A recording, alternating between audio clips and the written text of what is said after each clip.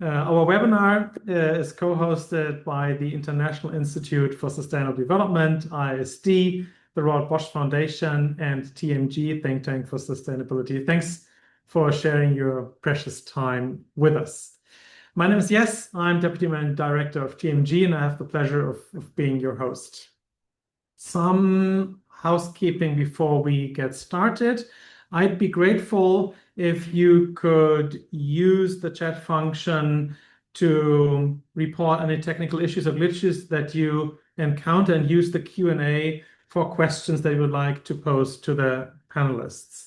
That's one. Second, we have the pleasure and the benefit of simultaneous interpretation English-French. If you want to make use of this, please click on the 3 dots icon titled More at the bottom of your Zoom window. And within that menu, please use this icon that looks like a world, and there you can choose the language that you prefer. And last, I would like to inform you that this meeting is recorded so that we can make it available afterwards for others. Good. So much on the housekeeping. And now on the substance. We have taken the decision to host this webinar ahead of the 2nd African Climate Summit and the Climate Week in Africa, because we believe that's both necessary and urgent to continue discussing guidelines and safeguards for carbon markets, in particular for land-based carbon projects in forestry and agriculture sectors.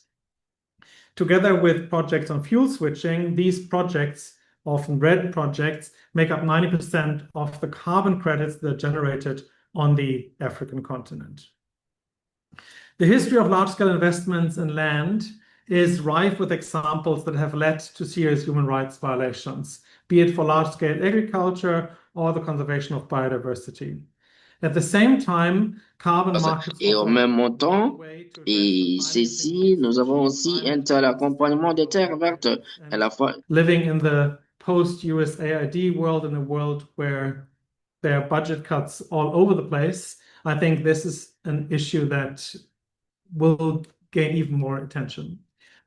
We are convinced, therefore, that carbon markets are here to stay, and despite of them not necessarily or stabilizing in 2024, we're expecting that they're very likely to grow. There's hence a need to proceed with utmost caution in view of the human rights violations that I've mentioned before.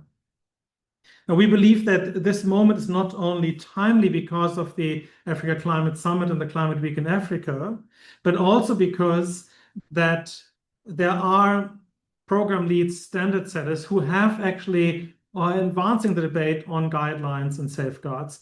Vera has just launched the final consultation of version 5 of its VCS program. NEPAD will open a consultation on the African integrity and equity principles for carbon market during the summit next week. And last but not least, many African governments have developed new carbon market policies and regulations. For us, as the co-host of this webinar, it is important to emphasize that these regulations and these carbon markets do not operate in a void.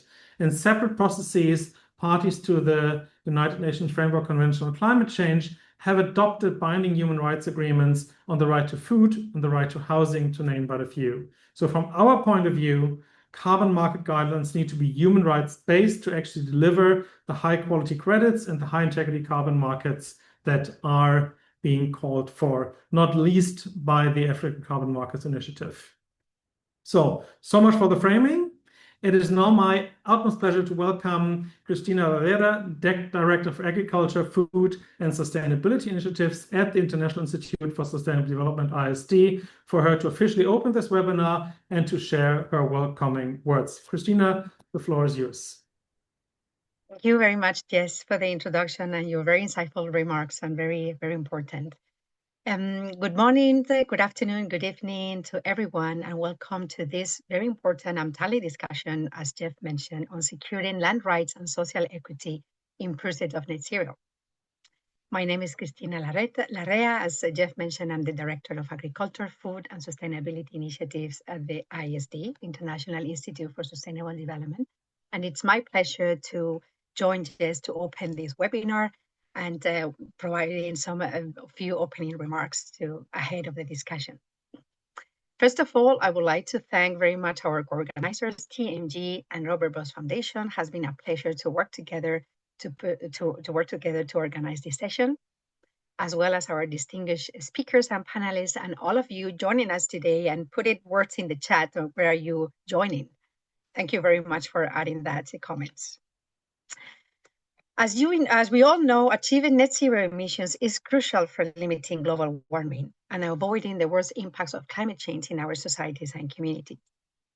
But many of the solutions that we are putting forward to help advance net zero, such as afforestation, reforestation, or ecosystem restorations, require a significant amount of land. More importantly, we are increasingly seeing investments in these solutions or net zero approaches being made in places where land rights and tenure systems are fragile, and where women, indigenous people, and rural communities are excluded from relevant decision makings affecting their livelihoods. This, of course, is not good. This type of practices raises the risk of what is called green grabbing, where land is appropriated in the name of climate mitigation or net zero, leaving local communities dispossessed of their rights and affecting considerably their livelihoods.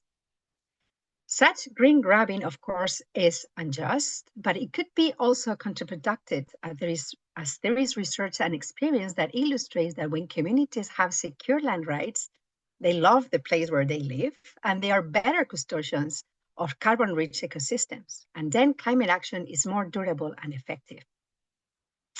As Jeff mentioned earlier, our discussions today are very timely. Next week, we have in Ethiopia, Africa Climate Week 2025, as well as the second Africa Climate Summit. Our partners, colleagues, and African counterparts will discuss and will brainstorm their positions and agenda and priorities ahead of COP 2030 later this year in Brazil. It is quite likely that this theme, investments for net zero or land-based carbon removal, will be as part of this discussion. It is then part upon that securing land rights and social equity is part of the core of this agenda and overall on the climate action agenda. The new report, Net Zero and Land Rights, published by TMG Research and Robert Bosch Foundations, shows clearly how global demand for land to deliver climate solution is concentrated precisely in those places where land tenure security is the weakest. It highlights the urgency of putting enforcement safeguards, inclusive decision-making, and equitable benefit sharing at the heart of climate action. That's an important publication that I encourage everyone to go through and read. At IISD, we have been working with African governments for over a decade, as well as other stakeholders, to promote responsible land-based investments in agriculture. This work has generated important lessons on how governments can design, negotiate, and enforce fair investment agreements with appropriate social and environmental safeguards, and more importantly, how to ensure that women and local communities are effectively included in the decision-making and benefit equally from the investments produced in their communities.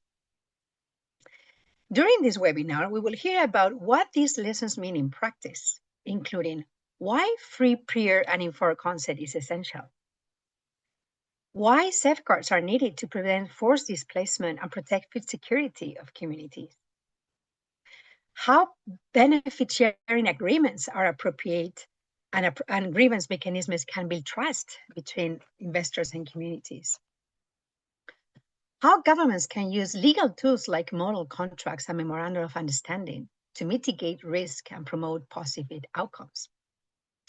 Overall, we will also learn that climate actions and the protection and land rights are mutually reinforcement goals as opposed to being competing goals.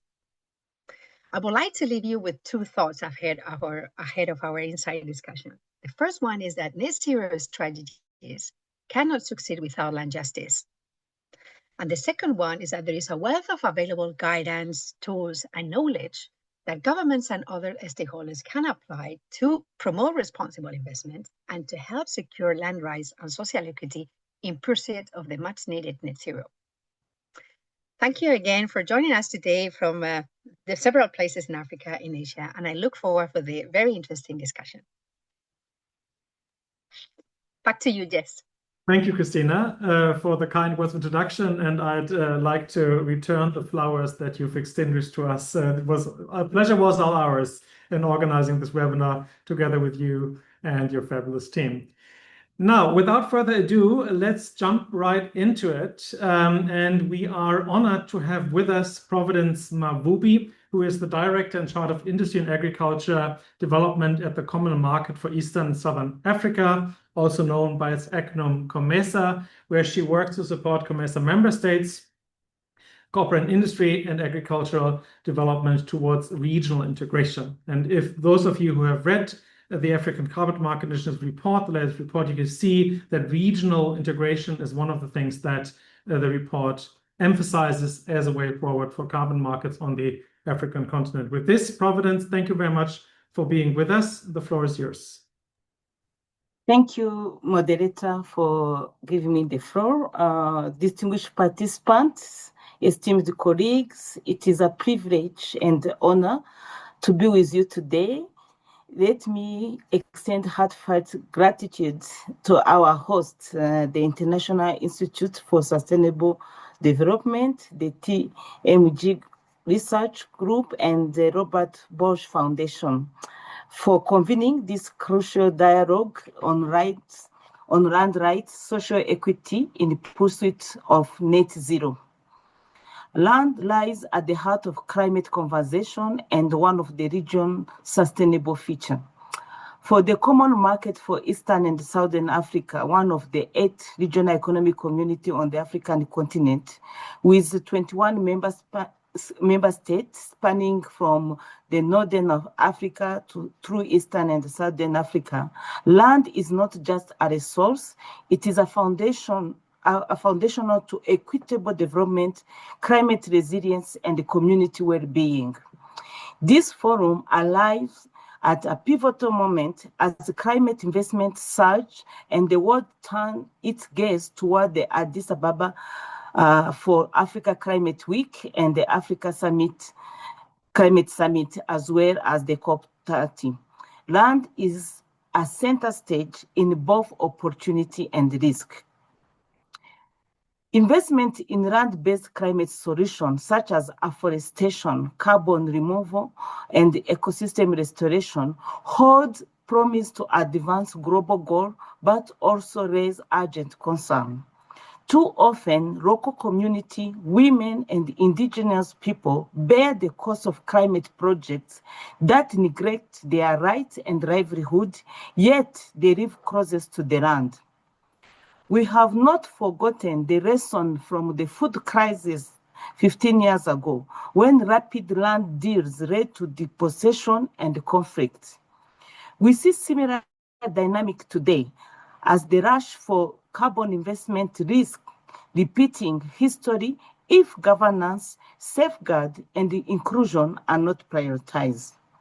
COMESA countries urgently need greater financing and investment in our land sectors, yet climate finance remains elusive. The challenge is to unlock sustainable investment while protecting the people whose lives and futures depend on the land. That means fighting against land grabbing and ensuring food security. It means empowering local community, respecting the land tenure, and supporting the marginalized who are too often excluded from decision-making and climate benefit. COMESA actively is supporting our member states to navigate this complex terrain. We are working with the member states to assess and guide responsible-based carbon investment so that they promote climate goals without sacrificing community rights. We are partnering with partners such as International Institute for Sustainable Development to provide guidance on policy and the regulatory framework that protects land tenure, ensure benefit sharing, and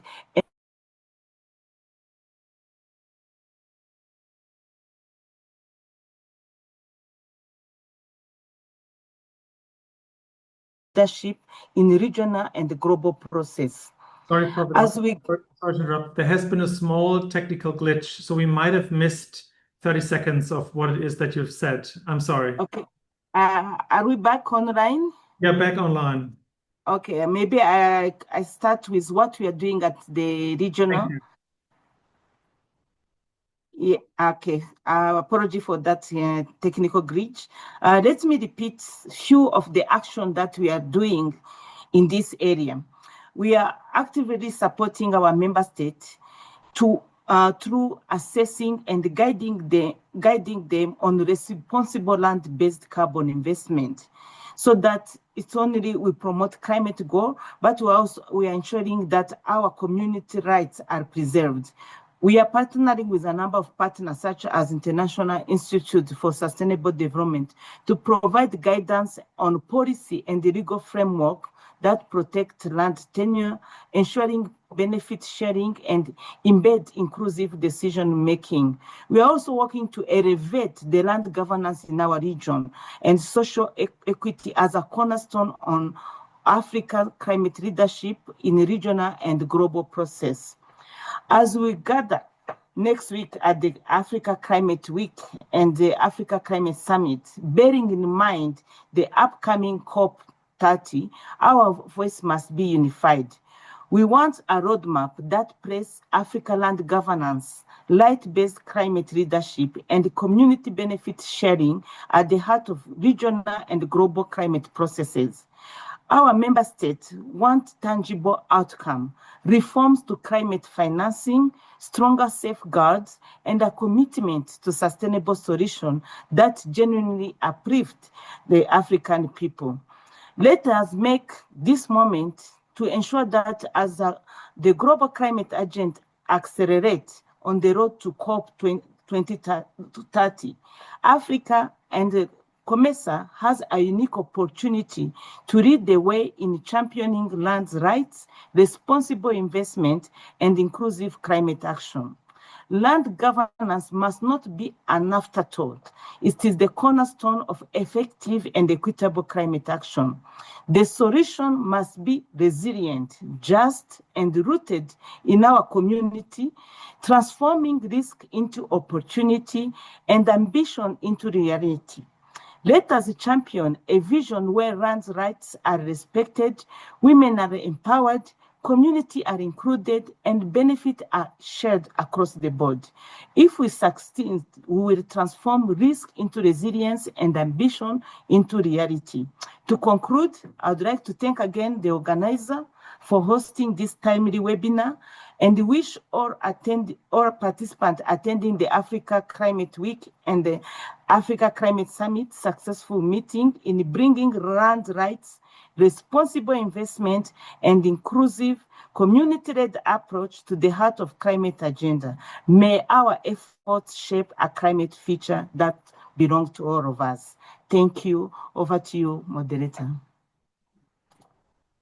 Thank you, Providence. If this were a live session, you would probably get standing ovations. This was really an excellent start of our conversation. Thank you very much for highlighting the promise as well as the pitfalls and the highlighting land governance as the way forward to try to balance the risks and actually make use of the opportunities offered by carbon credits. Thank you very much. Andrew is up next. Andrew is the head of secretariat and national facilitator of the National Union of Community Forest Development Committees in Liberia. We are very grateful for having Andrew with us because the community-based organization that he represents had very strong concerns regarding the development of carbon markets in Liberia, and they have therefore taken very strong action against, let's say, irresponsible investments in these markets. So Andrew, I'm very grateful for you to be here. I know that you have other competing commitments, so thank you very much for sharing your precious time with us, and the floor is yours. Thank you very much. Thank you, and thanks to the organizer for allowing our voice to be heard on this platform, especially on this crucial time of discussing climate change, the rise of communities, land rights, or we call rights holders. We know climate change is affecting everyone, and communities living in the forest areas, especially like Liberia, it's important that we talk about the role they have to play in climate change in a stage where Liberia is moving to carbon market. So in Liberia, the National Union of Community Forestry Development Committee that I work for, we have over 500 communities in forest areas where government award forestry concessions. We are working with different civil society organizations like the National Coalition, NGO Coalition. We have 2 National Union of Community bodies representing several communities. Liberia have moved in legal reform through advocacy and engagement. We call it the 3 regions of rights for communities, from the Constitution to the National Forestry Reform Law that provides or establishes a framework for sustainable forest management and recognize the rights of local communities affected by government concessions. The next regime was the Community Rights Law in 2009. This law provides for community to own and manage forests and the land the forest is on. Current regime is one of the best we have. We call it the land rights regime from 2018.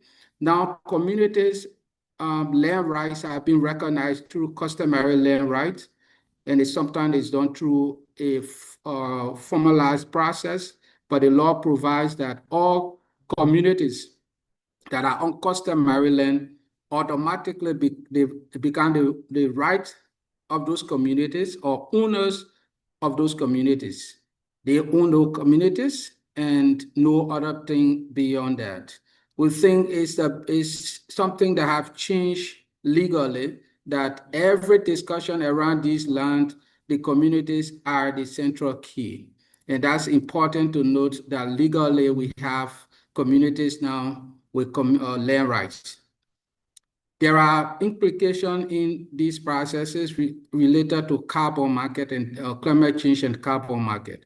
That's what we want to look at, because with the rights of communities, when they are in power, they are able to contribute to carbon sequestration.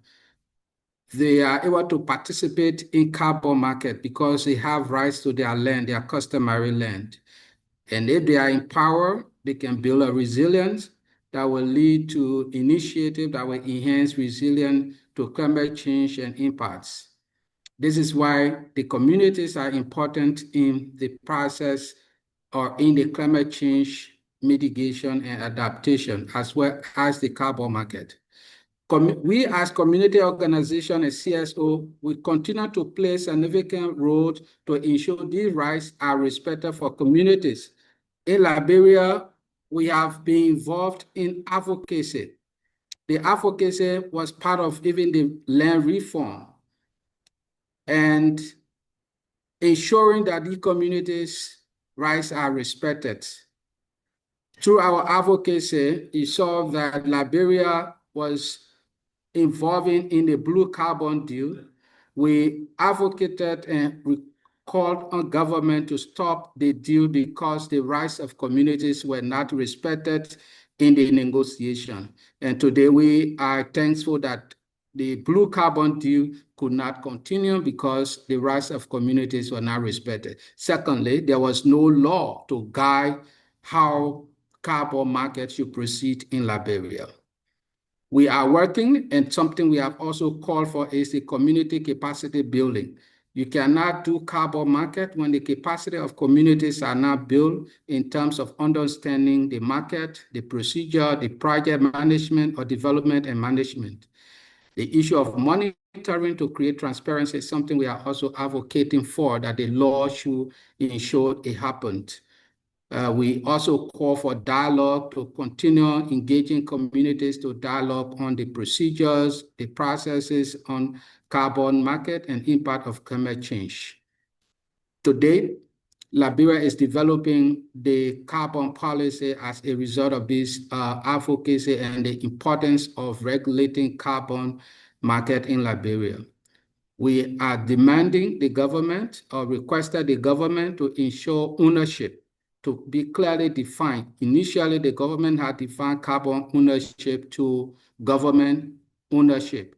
In our recent advocacy, we have said there should be community ownership to carbon, especially carbon projects that will be developed on community land. The community should own it, and benefit sharing should not be less than 50% of the revenue generated from those projects. So those are some of the things we're doing in Liberia.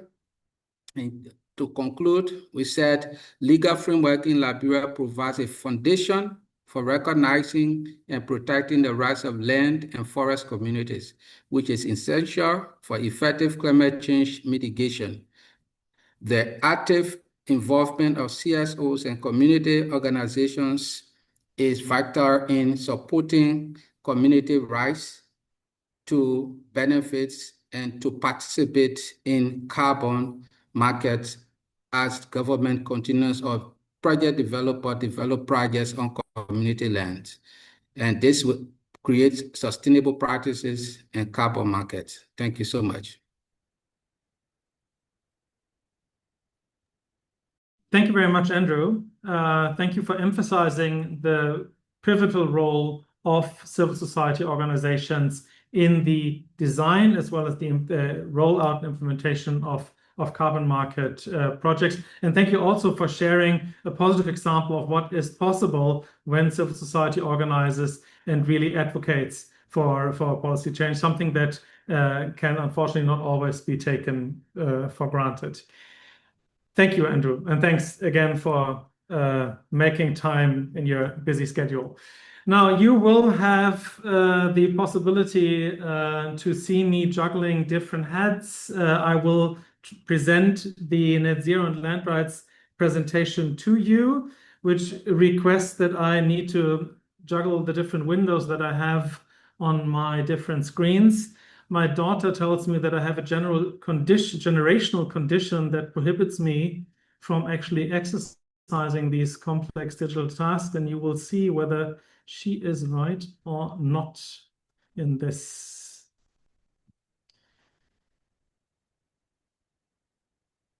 Can I ask my fellow co-hosts to please confirm whether this has worked? It's working. Perfect. Thank you. Good. Net Zero and Land Rights, a joint publication by the Robert Bosch Foundation and TMG Think Tank for Sustainability. The reason for developing this publication is comparatively straightforward. In Europe and in my country, Germany, the discussions on net zero climate policies are largely detached from what it is that Providence and Andrew have just presented. They are presented in terms of mitigation, in terms of whether Germany is fit for 2055 when we are to meet our climate goals. It's really very much a discussion that focuses on the mitigation aspect of net zero policies. The implicit land demand of these policies is not prominently debated within German or European climate policy. And that's the reason why the Robert Bosch Foundation and TFG have jointly taken the decision to raise awareness on the topic, building on very important publications that have been published before. For example, the Land Gap Report or the work of the Land Matrix Initiative. Now, I will build on some of these infographics of this publication to further contextualize the contributions of our two distinguished speakers, Providence and Andrew. And the first one is actually a reference to what it is that Providence had said. We are actually witnessing something of a second land rush. The nationally determined contributions of some countries overly rely on land to remove emissions, applying a cumulative land demand of about 1 billion hectares as estimated by the Land Gap Report. You can see the figures on this slide. By 2030, it's about 450 million hectares, and by 2016, 990 million hectares.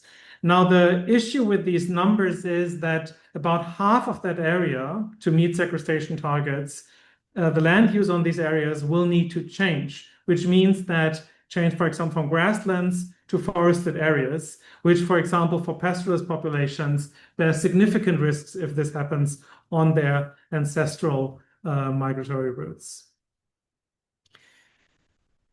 The second graph that I want to show is building on a point that Christina made in the beginning. Carbon offset projects in regions characterized by weak land tenure and rule of law can fuel land grabs, environmental damage, and community displacement.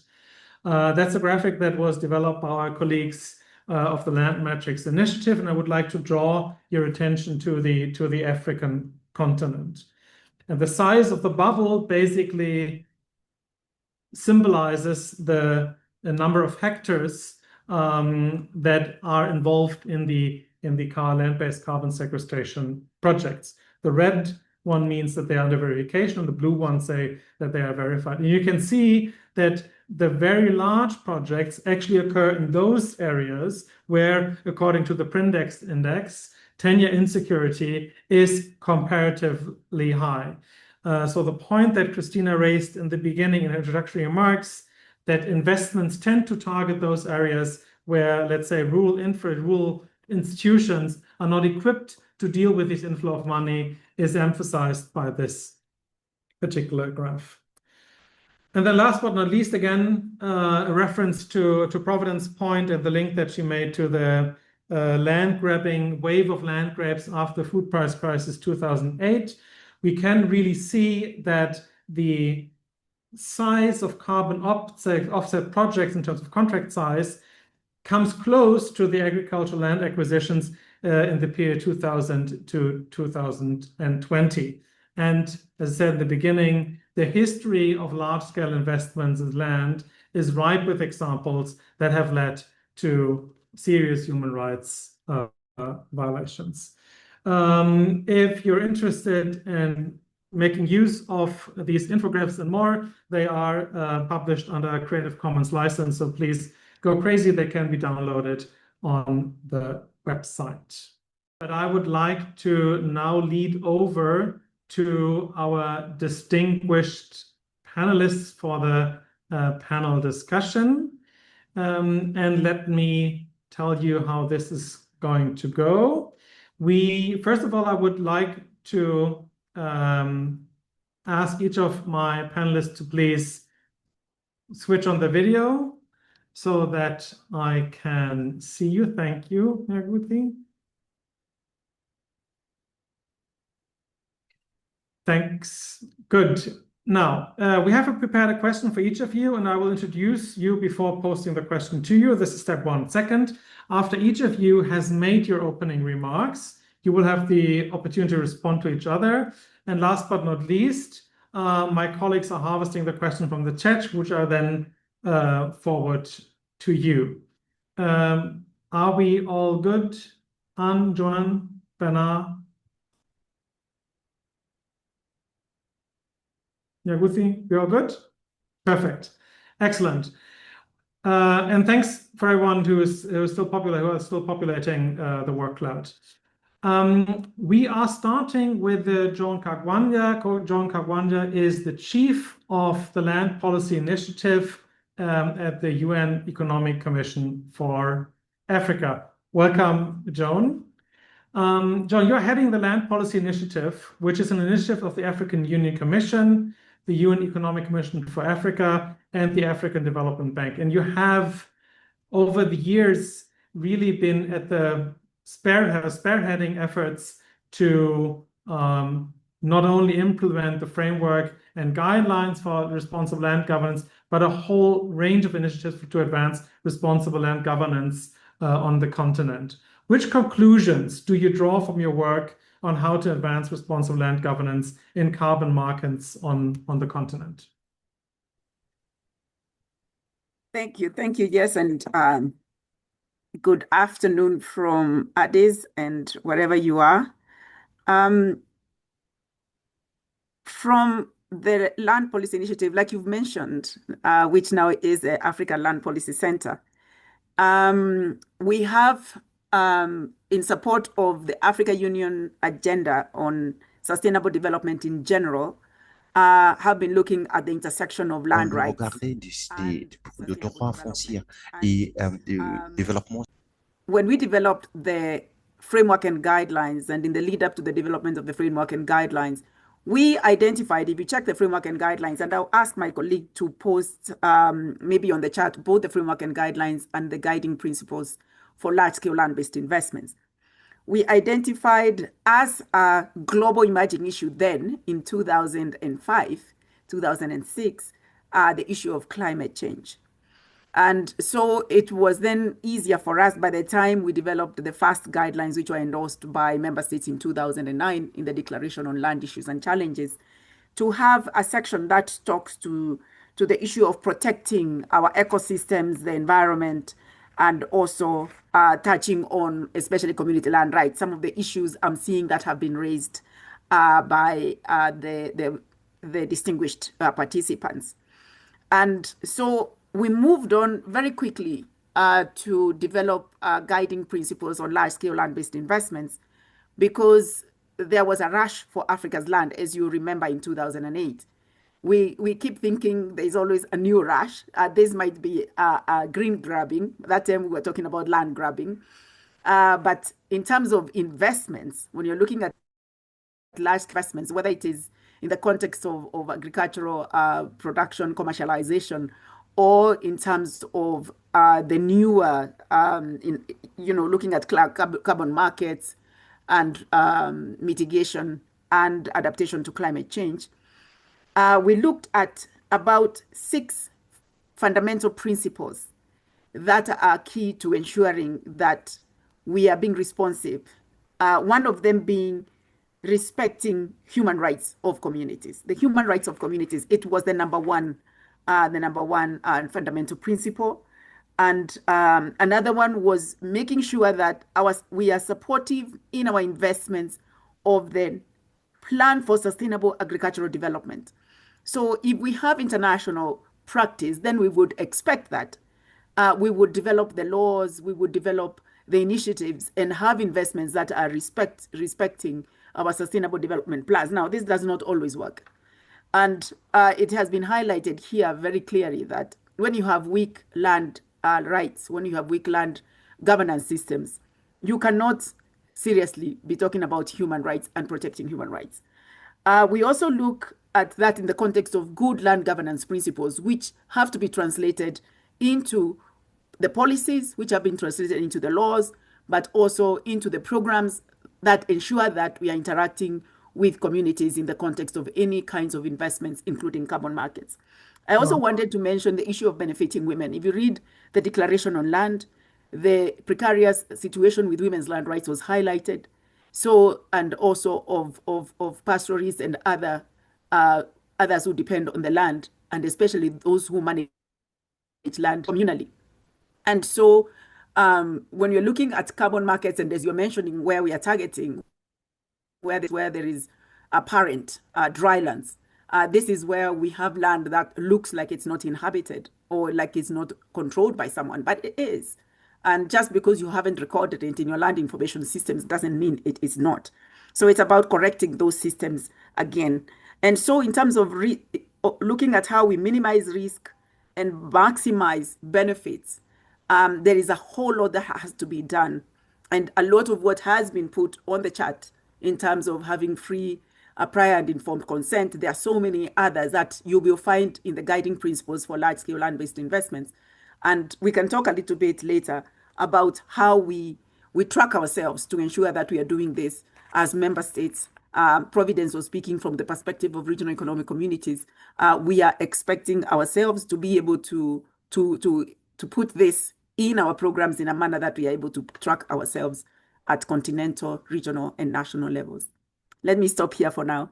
Thank you. Yeah, thank you. Thank you, John. I would really like to hear more after the other panelists of what are actually the entry points that you found successful in actually making sure that these considerations are reflected in the national plans that you mentioned.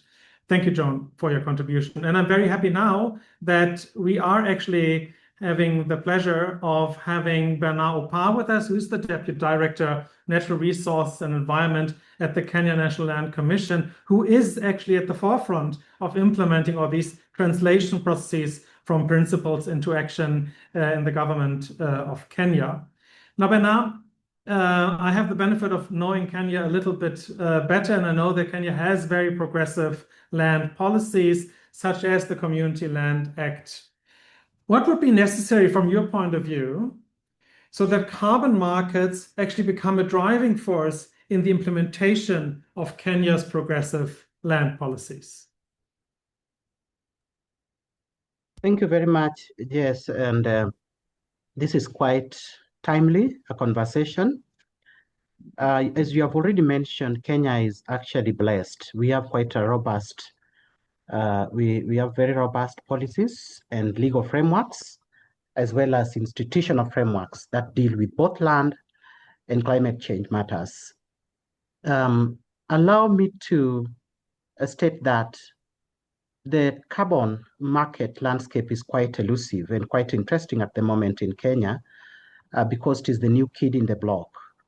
While we focus so much on carbon markets, carbon offsetting, the areas that are subject to this kind of discourse largely are areas that are regarded as dry lands or areas that constitutionally constitute community lands.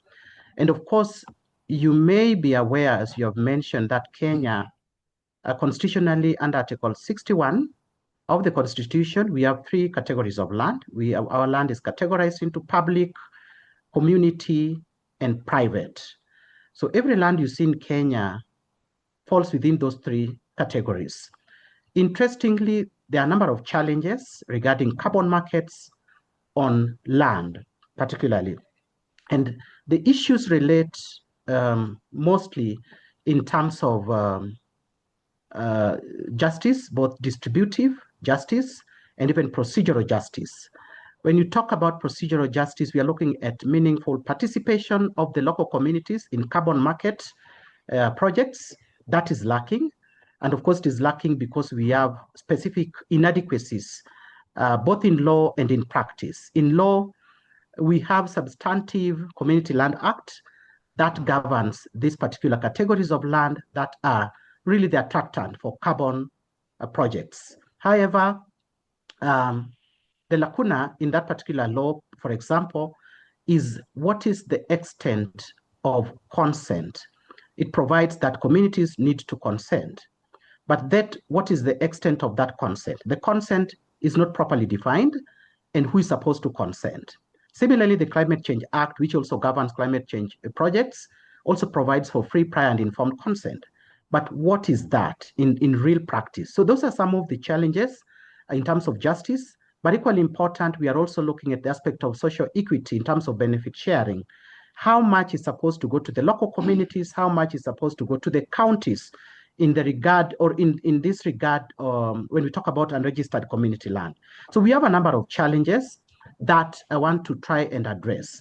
So going forward, Kenya as a country needs to do around 10 things. Number one is to strengthen its legal reform by looking at clarity, or actually delving into the clarity into what really is a community. The definition that is provided of community in the Community Land Act is quite elusive and almost means nothing or everything.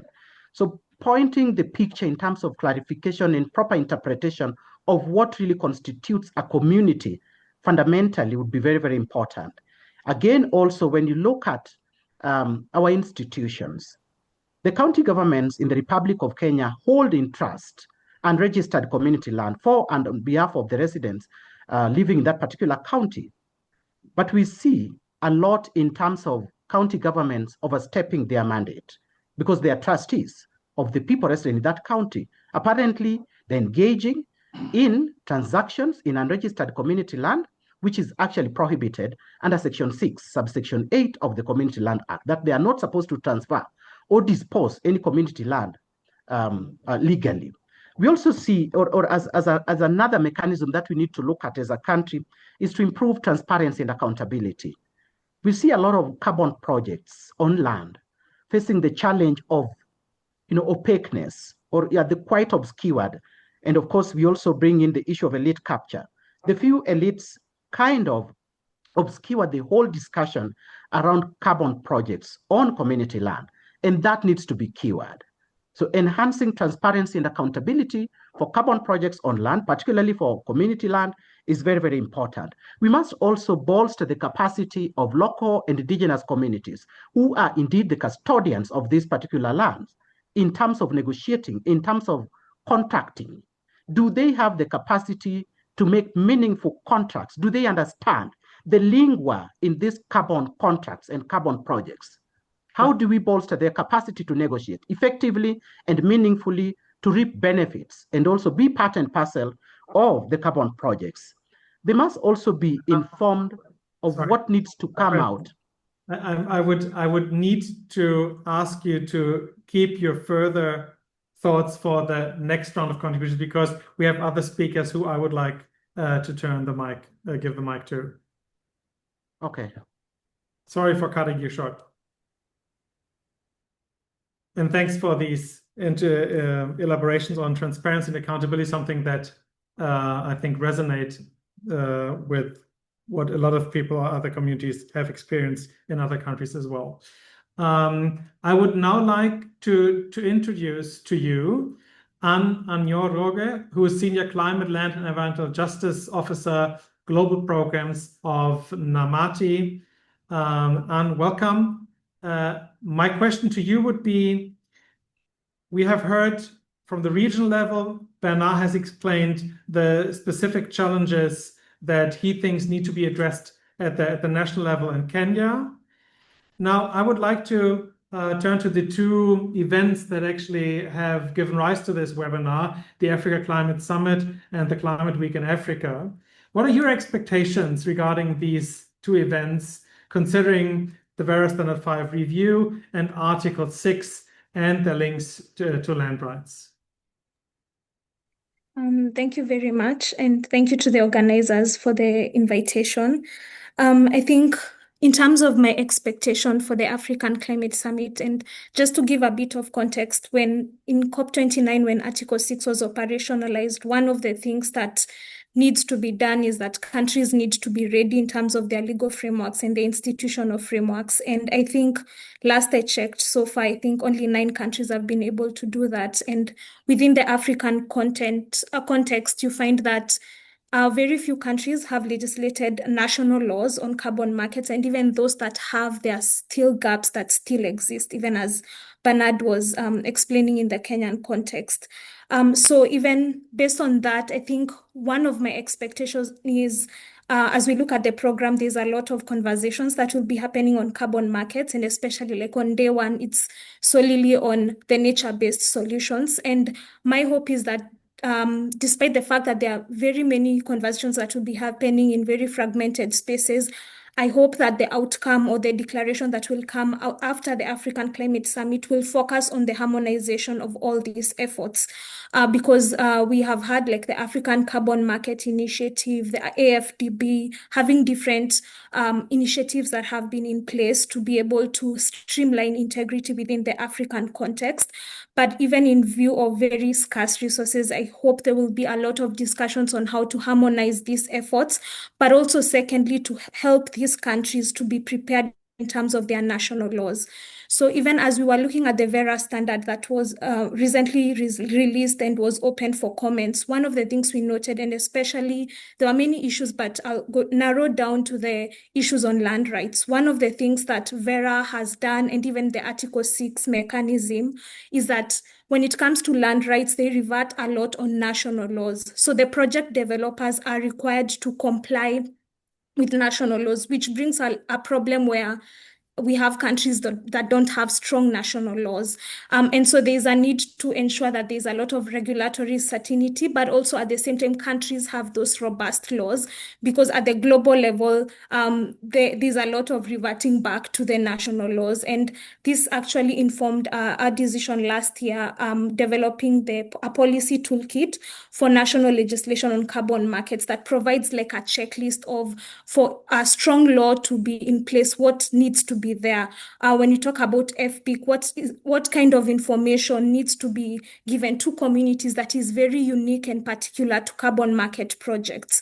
When we think about the customary land rights, as Bernard mentioned, one of the things that happens is that most of these projects are happening in lands that don't have legal title. And a lot of project developers, of course, want to comply with like the VERA standard that says, having legal title.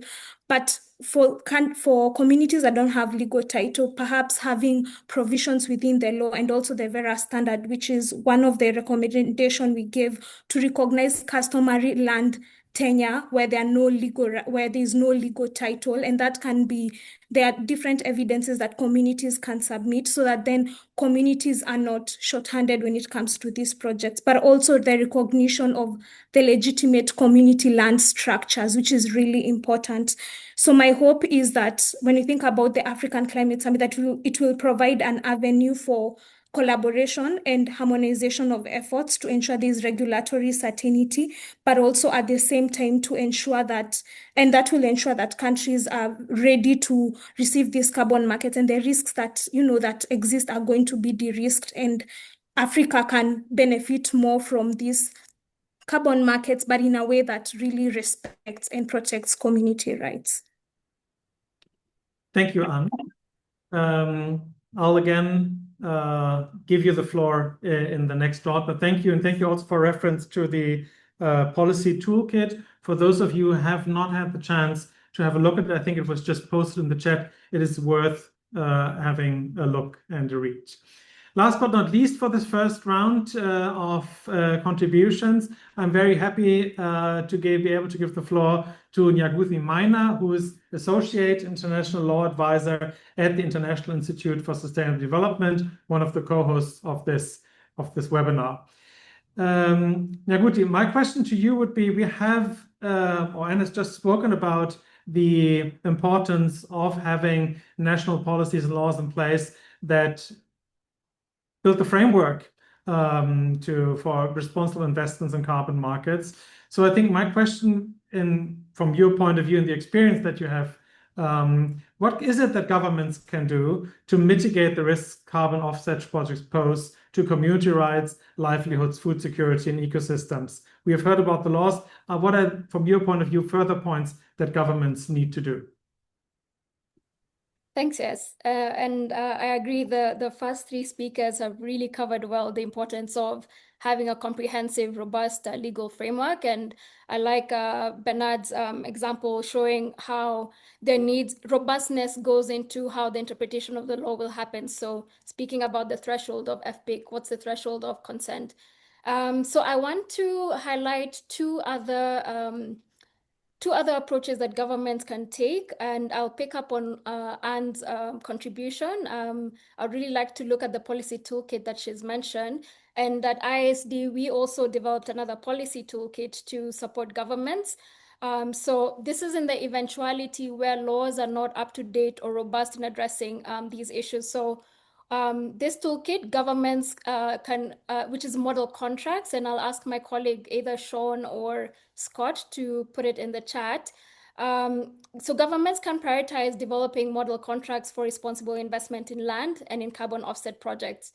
Ideally, these are model contracts that integrate international best practice and principles. And I can speak in the second round on how we actually integrated also the guidance framework that Joanne spoke to, that the African Union had developed. So we think that model contracts can act as a stopgap in the interim as governments work towards reforming their laws more holistically. Model contracts, when carefully drafted, reviewed, and vetted by all public stakeholders ahead of time, can be a useful way to develop a comprehensive and well-adapted agreement outside the pressures of live negotiation. in our experience, we've seen that model contracts help raise awareness and understanding of anticipated contractual risks and responsibilities among the stakeholders who will be impacted by the project. So the goal essentially of model contracts is to help ensure that long-term land leases are done responsibly with the necessary safeguards to protect local communities, their livelihoods, and the environment. And the second approach that I wanted to share, which is an option for governments to take, is we've seen that majority of the carbon offset projects being reported in Africa appear to often start with an MOU between the government and the investor. And for those who are not familiar, an MOU is an agreement that sets out the terms of an intended collaboration or common understanding between two or more parties. So governments can carefully use MOUs to develop a roadmap for collaboration and map out the steps towards successful project implementation. MOUs, in practice, we've seen they're often rushed, they're not carefully vetted, and this is because they're typically seen as soft agreements that don't have any legal consequences. But we think this practice represents a missed opportunity. So MOUs can detail how consultation with indigenous peoples and local communities affected by these projects shall be done. And they can also specify when an investor should provide information on the project proposal to the relevant government authorities to enable them to actually do the proper, thorough due diligence and screening of the investment project. And I'll also ask my colleagues to share a best practice that we published around how MOUs can be beneficial to governments, but also to the citizens. Thanks. Thank you very much. This was great, and I invite all panelists to please switch on their videos again. Bernard, Joan. I think your contributions have really complemented each other. So I think you responding to each other, I'm not so sure whether this is the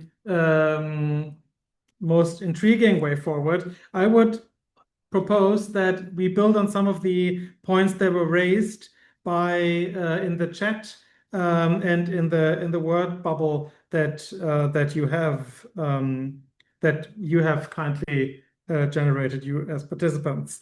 And I think I would like to begin with you, Nyaguti, on the model framework, because one of the important issues that was highlighted in the word cloud was the equitable sharing of benefits. I would suppose that the model contracts that you've mentioned speak to that. Can you maybe allude to the question how this distributional justice, as Bernard has called it, is reflected in these model contracts? Thanks for that, Jess. So as I mentioned, the model contract, let me begin. So the model contract is a framework used to design the land leases that the governments will typically enter into on behalf of the communities. And the model contract that my colleagues have shared, we have devised contractual provisions that can be used. And there's a specific provision, third-party beneficiaries, that we have integrated into this model. And it's essentially a section, I think it is somewhere between 50 and 60, but if you go onto our website, you'll be able to see all the provisions. And we have a section on third-party beneficiaries, and it's to ensure that even if the community is not at the table as the government is entering into this lease, they are going to be consulted before the lease is signed, and their benefits are included into the contractual provisions around third-party beneficiaries.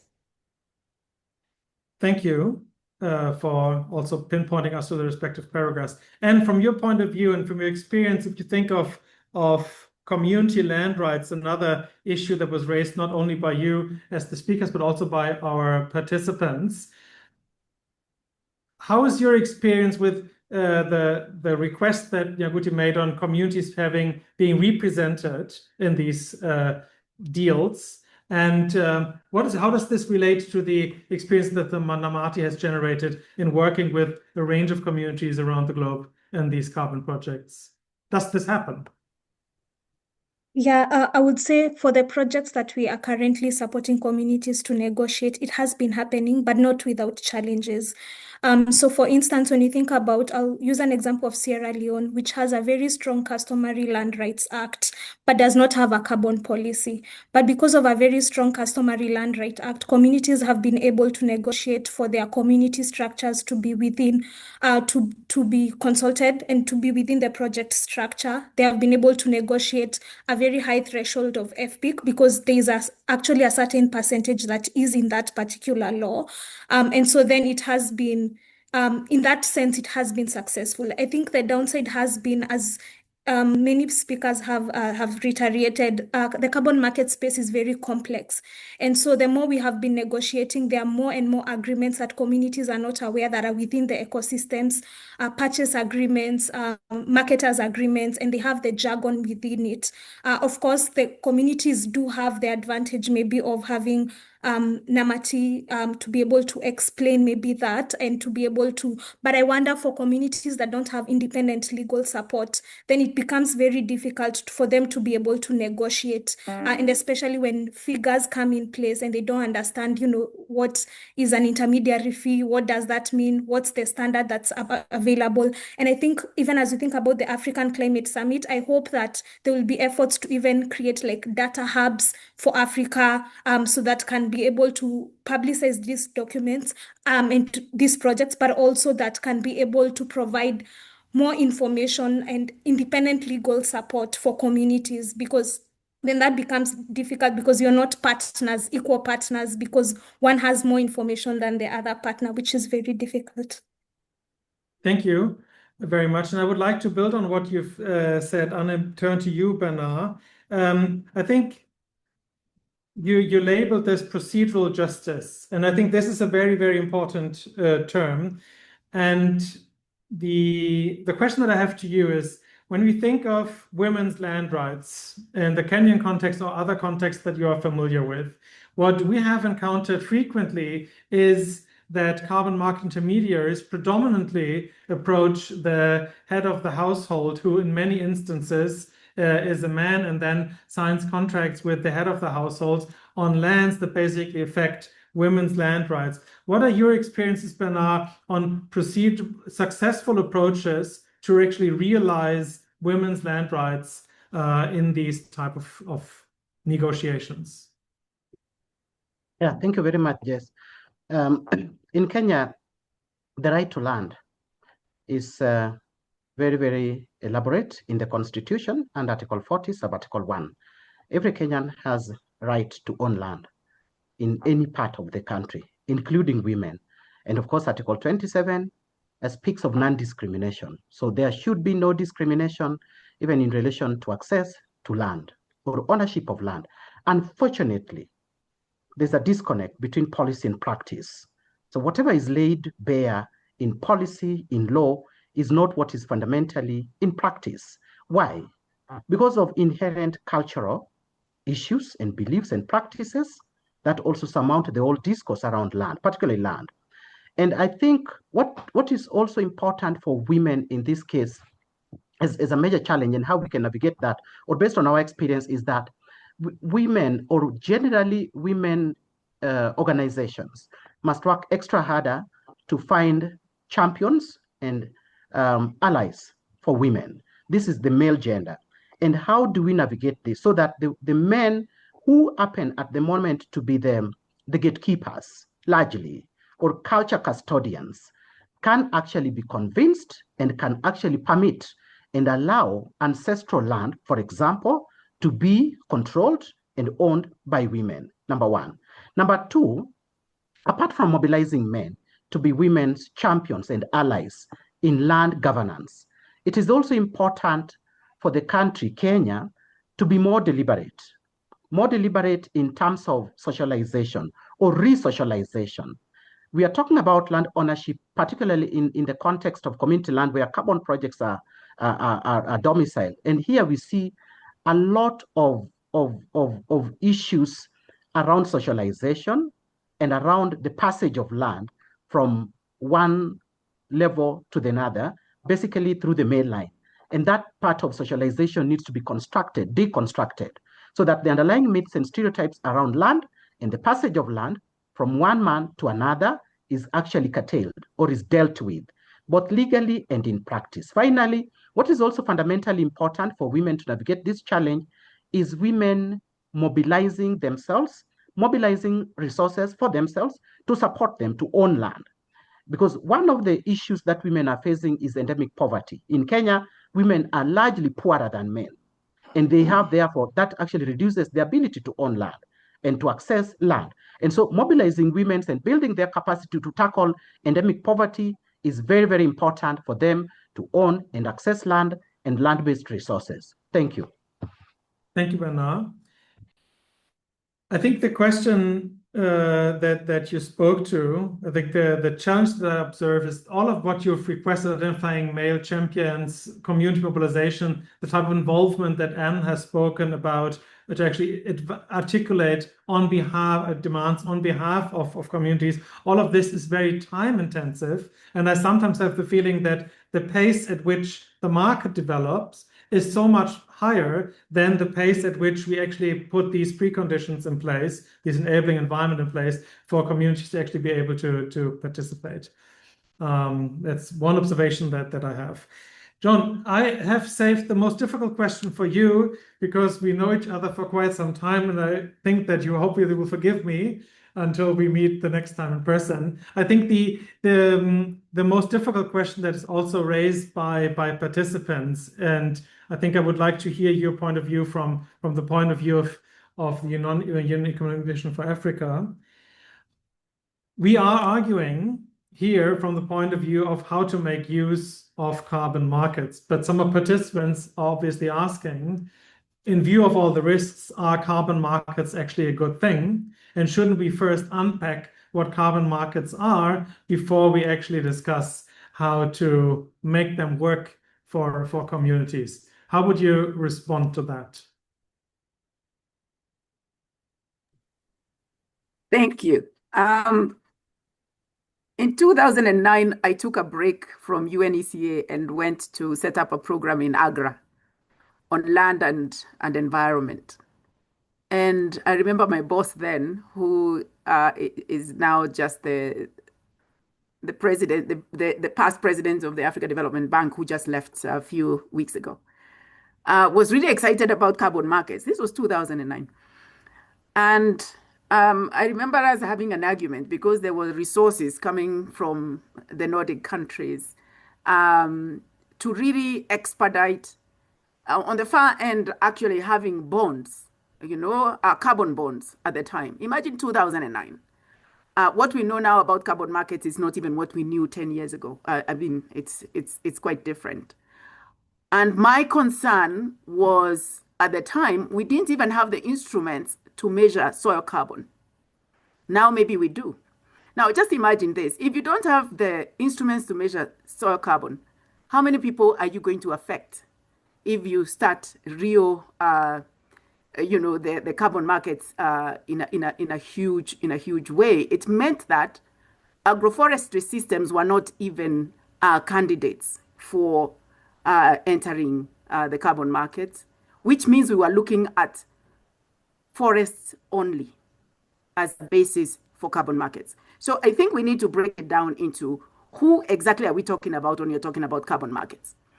And one of the biggest challenges, Jess, and I'm answering it in a different way. There's no way you're going to stop it, because when governments, member states decide to take a certain positions of investments, we've seen this with large-scale investments which are not even profitable, let alone sustainable, let alone good for communities.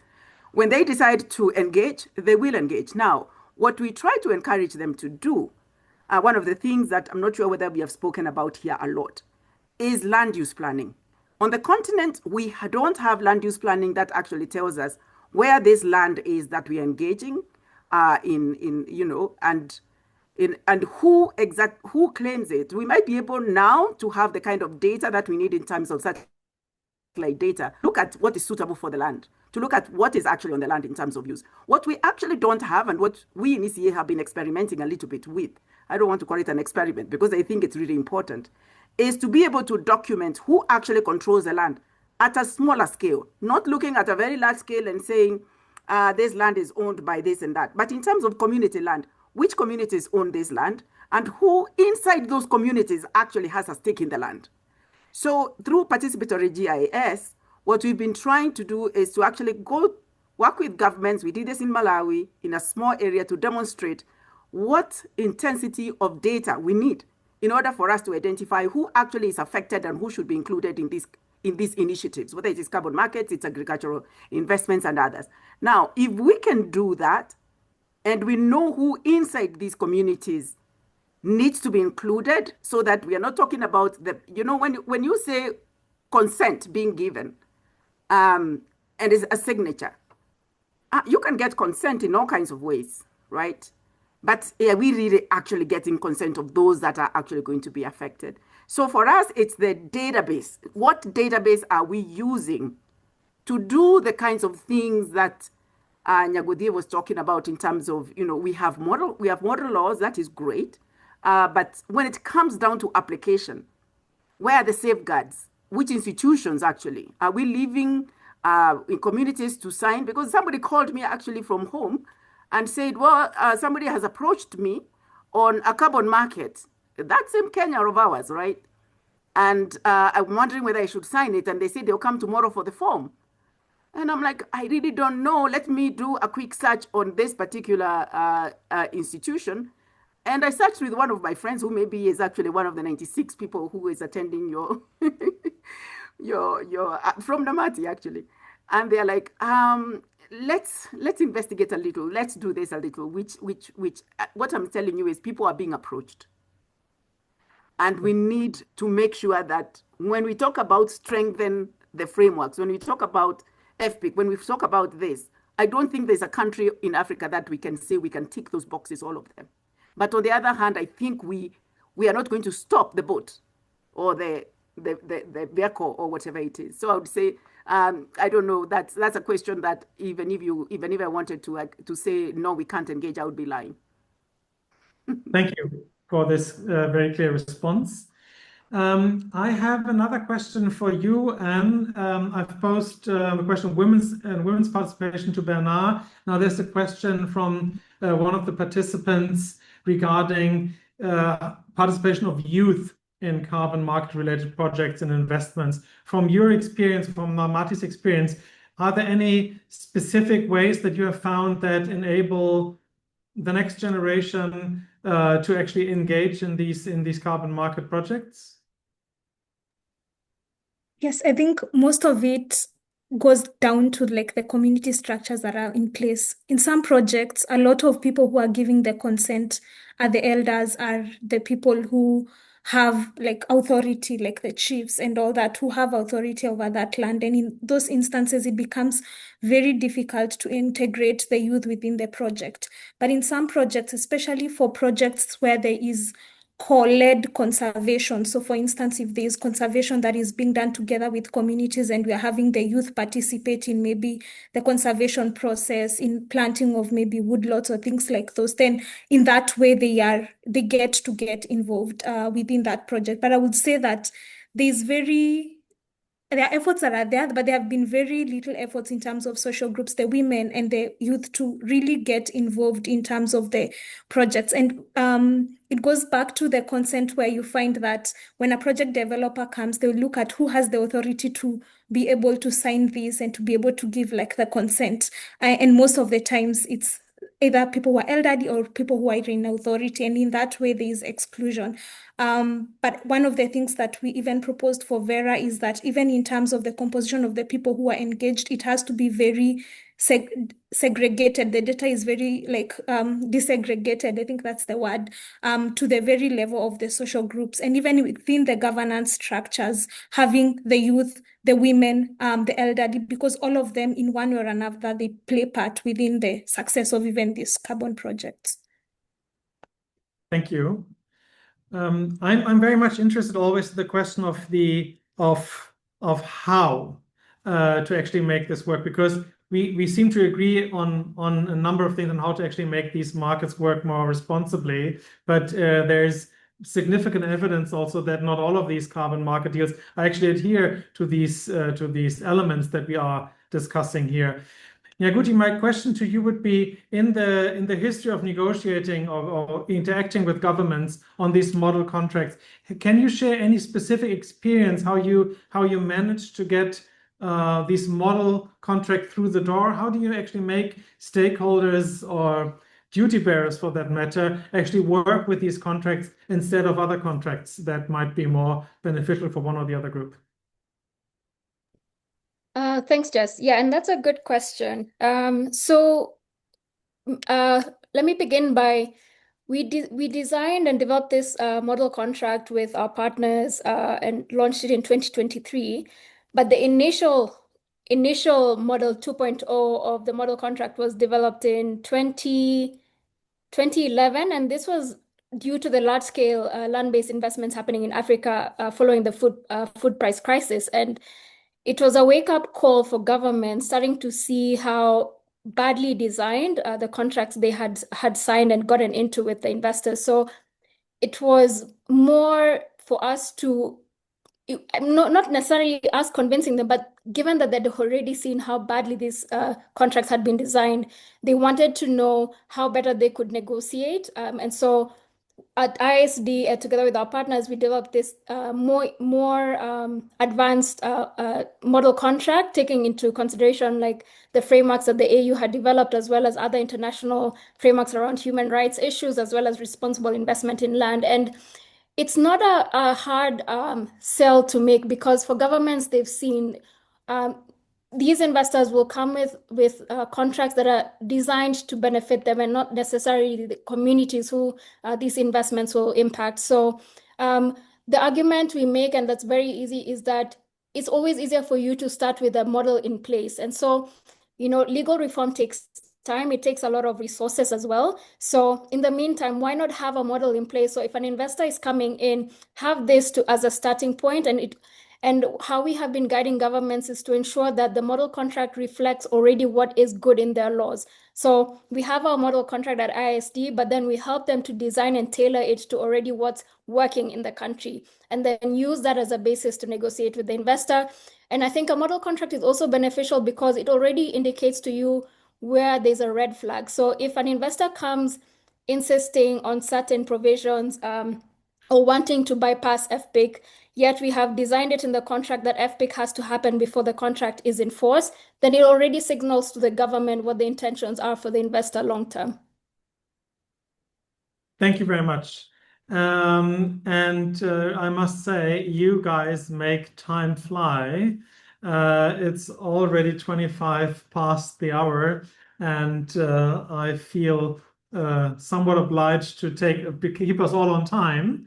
So I would like to thank the four of you for your excellent contributions and for sharing your precious time with us, and for the insights that you've shared, and everybody of you who is going to be in Addis for the negotiations. Best of luck so that you can advance the negotiations in the spirit that we've discussed here. And as we have a full Kenyan panel, I can tell Asante Sana for the great contributions of you guys. Now, second, I would like to thank you as participants who took the time, listened, and participated in these discussions. Thanks for sharing your thoughts in the chat and in the word cloud. I hope you found this an interesting discussion. I was intrigued by the insights. As usual, we can always only touch the surface, but I think it's really crucial that we advance this debate. You heard from our panelists and the keynote speakers, Providence and Andrew, how fast these markets are developing, what are the expectations that are associated with it. So I think let's jointly work together to really keep this discussion going. It is crucial. I would like to thank also to everybody at the International Institute for Sustainable Development, at the Robert Bosch Foundation and TMG, who made this webinar run so swiftly, and a special thanks to our interpreters. I know this is a very hard job, in particular if you have to interpret somebody who tends to speak as fast as I do. So thanks for this. The key point that we want to emphasize as co-host is that carbon markets do not operate in a void. The framework for the operation is defined by human rights. such as the right to food and the right to housing. We have discussed certain instruments such as free, prior, and informed consent that are intended to actually guarantee the procedural justice that Bernard has made.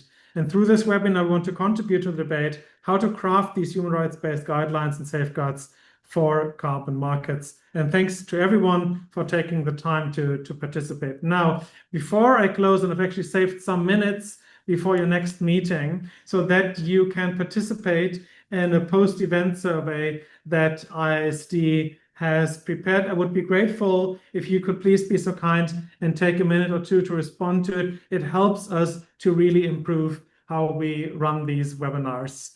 And with this, I'd like to thank you very much to everybody. We hope to see you soon again, and please be so kind and take your time and have a look at the post-event survey and share your thoughts. And with this, I wish you all a very good afternoon or morning, wherever you are. Thank you.